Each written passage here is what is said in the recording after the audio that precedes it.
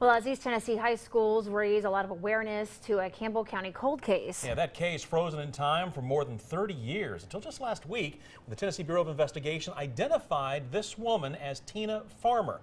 TBI now asking for any information about her homicide. Tina Farmer also listed as one of 6 victims in a profile put together by Elizabethton High School students back in May. Now, students dubbed the man they believe responsible for their deaths as the Bible Belt Strangler. New at 5, WATE 6 on your side reporter Elizabeth Kubel speaking to the Elizabethton High teacher, guiding those students through their project, getting his perspective on if their efforts impacted the case.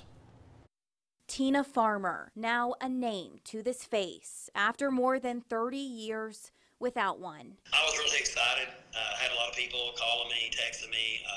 Several students came by the room. They had heard about it. They were excited too. That's because Elizabethton High School teacher Alex Campbell and his students spent months researching her murder, linking her death to 5 other victims in a string of what's called the Redhead murders, labeling the killer the Bible Belt Strangler. Sharing their work at a press conference at the school a few months ago, the Tennessee Bureau of Investigation saying the project raised a lot of awareness about the case, but it played no role in the most recent development. TBI agents last month getting word of a blog that focused on missing persons cases. Farmer, one of the people listed on the site. If you ask Campbell's take. Yeah, I don't know. I think the biggest thing we did was that we just tried to keep the attention out there, and a lot of these cases had been totally forgotten.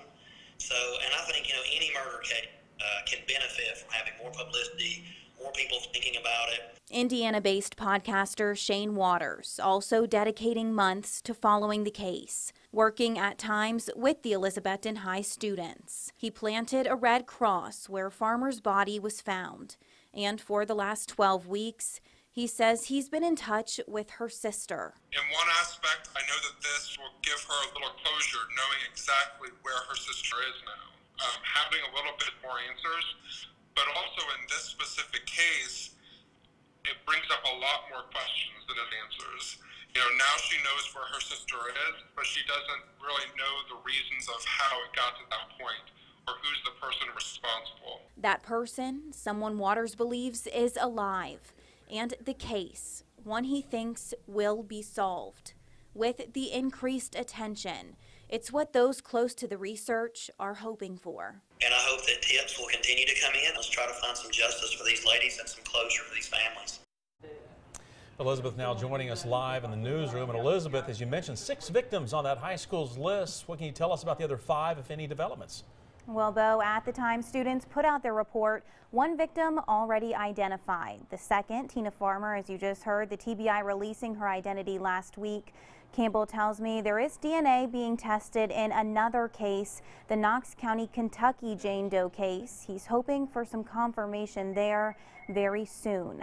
That would put 1 victim identified to half of their victims identified in just a short amount of time, more than anything that has happened with these cases in the last 30 years. Back to you. All right, thank you, Elizabeth. And meanwhile, TBI telling us Tina Farmer's case remains active and ongoing. Yeah, if you have any information that might help solve this murder case, specifically any knowledge about people Farmer may have been with before her death, give investigators a call. The number is 1-800-TBI-FIND.